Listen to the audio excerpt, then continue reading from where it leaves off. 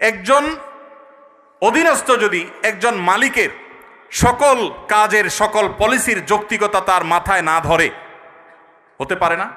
কোম্পানির মালিক আর কোম্পানির একজন ড্রাইভার, এখানে আমার বড় ভাই ডাক্তার মহিউদ্দিন ভাই আছেন, এত বড় প্রতিষ্ঠানের মালিক, এতগুলো মেডিকেল কলেজ, এতগুলো মানুষ তার কাজ করে।